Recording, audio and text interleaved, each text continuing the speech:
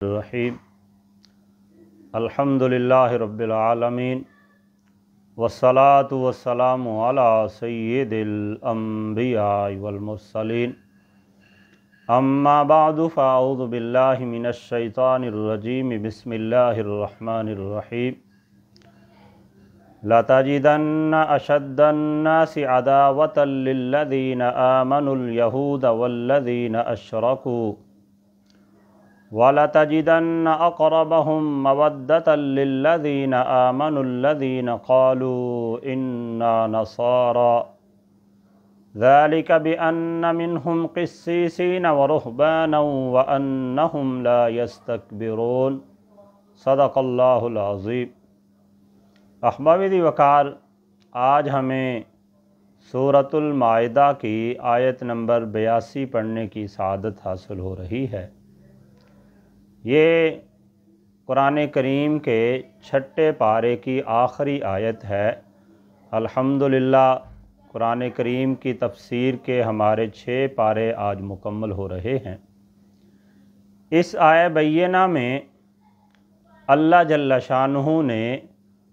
ان لوگوں کا تذکرہ فرمایا جو مسلمانوں کے سب سے زیادہ شدید دشمن ہیں، اور اس کے علاوہ نصارہ کے بارے میں یہ بیان فرمایا کہ یہ مسلمانوں کے ساتھ دوستی کے معاملے میں باقی کافروں کے مقابلے میں سب سے زیادہ قریب ہیں۔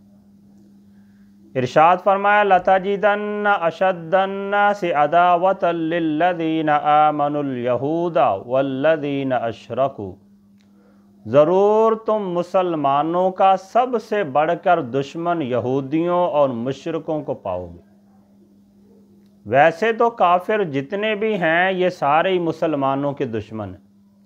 چاہے وہ عیسائی ہوں، چاہے بدھ مت ہوں، چاہے سکھ ہوں، ہندو ہوں، جو بھی ہوں، وہ سارے ہی مسلمانوں کے دشمن ہیں۔ لیکن ان دشمنوں میں سے بھی جو سب سے زیادہ شدید قسم کے دشمن ہیں مسلمانوں کے، ان کے بارے میں فرمایا کہ وہ مشرک ہیں اور یہودی ہیں۔ آگے پھر ارشاد فرمایا وَلَتَجِدَنَّ أَقْرَبَهُم مَّوَدَّةً لِلَّذِينَ آمَنُوا الَّذِينَ قَالُوا إِنَّا نَصَارَىٰ، اور ضرور تم مسلمانوں کی دوستی میں سب سے زیادہ قریب ان کو پاؤ گے جو کہتے تھے کہ ہم نصارہ ہیں۔ ذَلِكَ بِأَنَّ مِنْهُمْ قِسِّيسِينَ وَرُهْبَانًا وَأَنَّهُمْ لَا يَسْتَكْبِرُونَ، یہ اس لیے کہ ان میں عالم اور درویش ہیں اور یہ غرور نہیں کرتے۔ تو احباب دی وقار، بلا شبہ جو نصارہ ہیں یہ بھی مسلمانوں کے دشمن ہی ہیں، لیکن اگر دوسرے کافروں کے مقابلے میں دیکھا جائے تو دیگر کافروں کے مقابلے میں، یہود اور مشرکین کے مقابلے میں،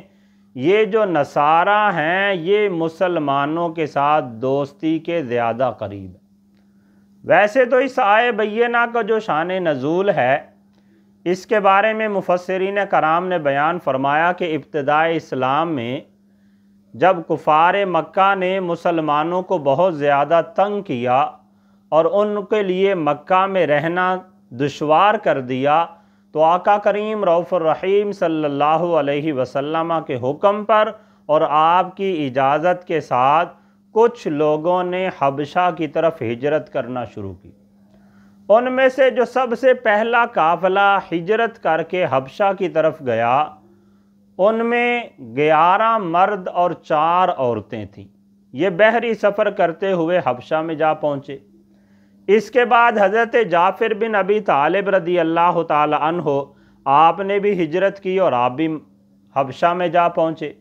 اس کے علاوہ دیگر لوگ فردن فردن گروہ کی شکل میں جاتے رہے، یہاں تک کہ حبشہ کے اندر مسلمانوں کی جو تعداد تھی وہ خواتین اور بچوں کے علاوہ جو مرد تھے ان کی تعداد 82 مرد بن گئی۔ جب کفار مکہ کو یہ پتہ چلا، قریش مکہ کو یہ پتہ چلا کہ مسلمان تو حبشہ میں چلے جا رہے ہیں اور وہاں پہ انہیں پروٹوکول دیا جا رہا ہے، انہیں امن دیا جا رہا ہے، تو انہوں نے آپس میں مشاورت کی کہ مسلمانوں کو وہاں بھی چین سے نہ بیٹھنے دیا جائے۔ تو بہرکیف انہوں نے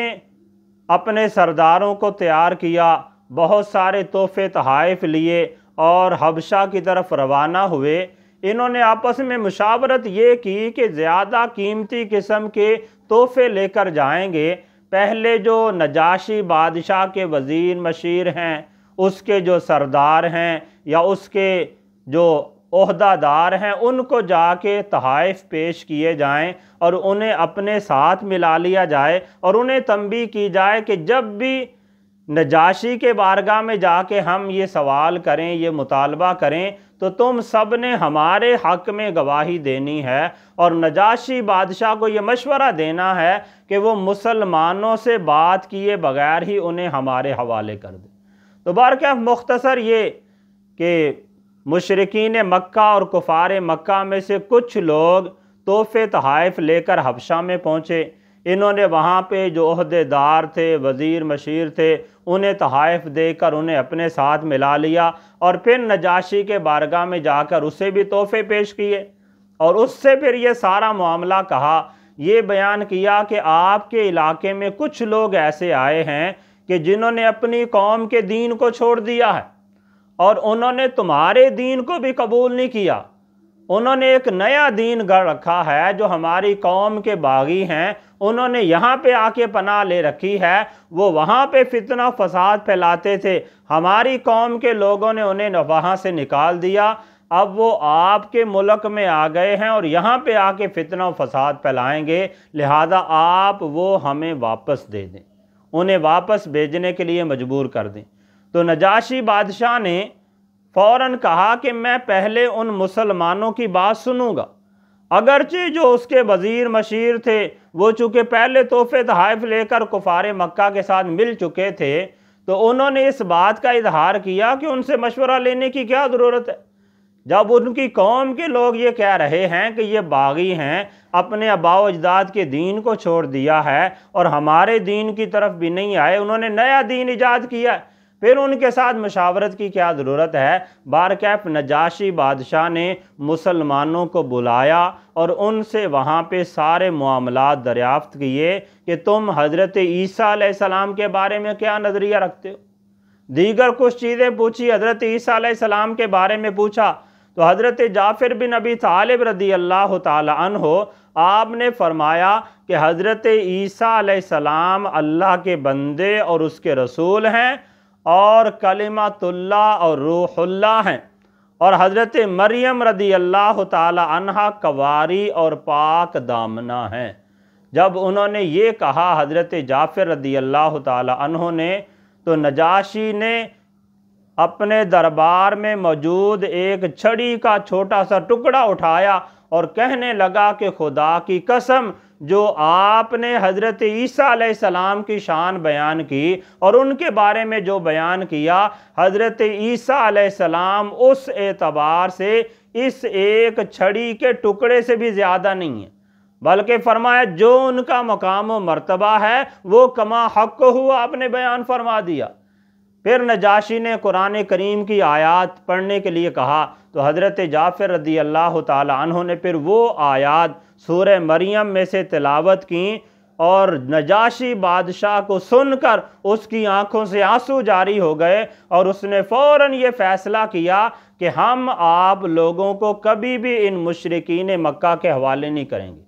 بلکہ مسلمانوں کے بارے میں اس نے کہا کہ میں تمہیں خوش دلی کے ساتھ اپنے ملک کے اندر رہنے کی اجازت دیتا ہوں اور کوئی بندہ بھی تمہیں تنگ نہیں کرے گا، اگر تمہیں کسی نے پریشان کیا تو اسے میں جرمانہ کروں گا۔ تو اس انداز سے کفار مکہ وہاں سے نا امید ہو کر واپس پلٹے اور ایسے موقع پر اللہ جل شانہ نے یہ آیہ بینہ نازل فرمائی کہ وَلَا تَجِدَنَّ أَقْرَبَهُمْ مَوَدَّةً لِّلَّذِينَ آمَنُوا الَّذِينَ قَالُوا إِنَّا نَصَارَىٰ، کہ ضرور تم مسلمانوں کی دوستی میں سب سے زیادہ قریب ان کو پاؤ گے جو کہتے تھے کہ ہم نصارہ ہیں۔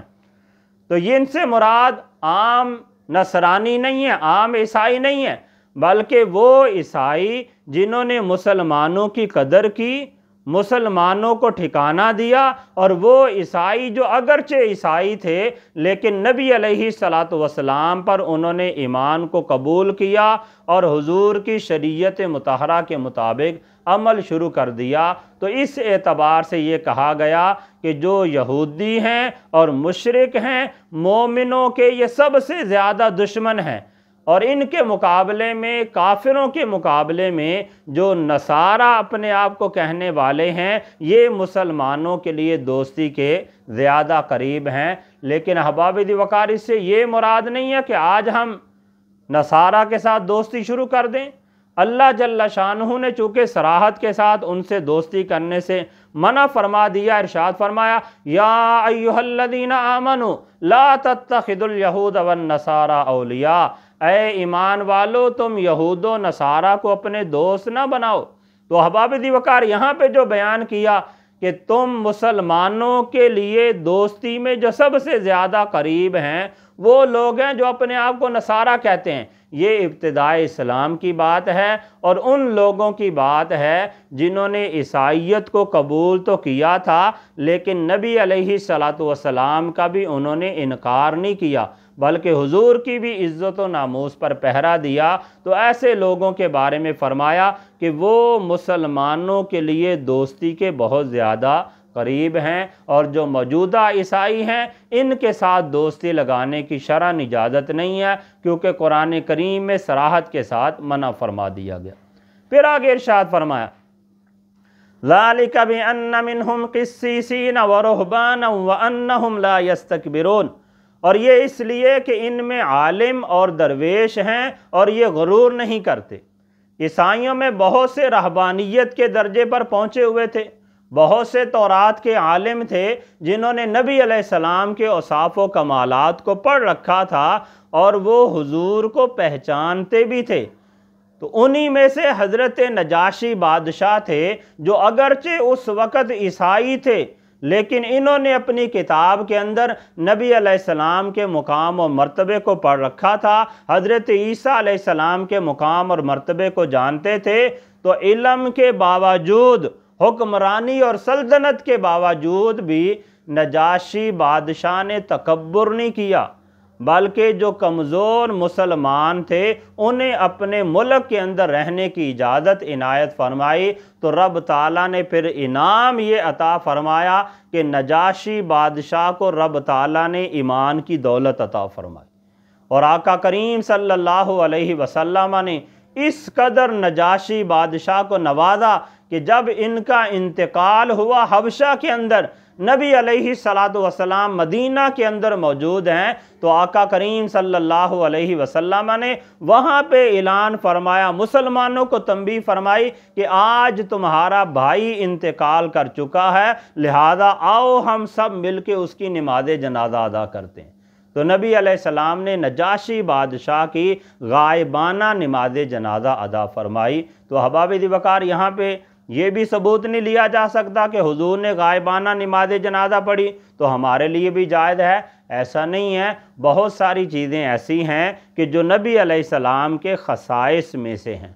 حضور کے لیے ان کی اجازت تھی، ہمارے لیے اس کی اجازت نہیں ہے۔ تو جو حضور نے نجاشی بادشاہ کی غائبانہ نماز جنازہ پڑھائی، یہ ایک تو حضور کے خصائص میں سے ہو سکتا ہے، اور دوسری بات یہ بھی ہو سکتی ہے، بعض مفسرین کرام نے، فقہا نے بیان کیا کہ اللہ تعالیٰ کی طرف سے نجاشی بادشاہ کی میت کو حضور کے سامنے حاضر کر دیا گیا تھا، اور پھر نبی علیہ السلام نے وہاں پہ نماز جنازہ ادا کی۔ تو بہرکیف ہمارے احناف کے نزدیک غائبانہ نماز جنازہ پڑھنا یہ درست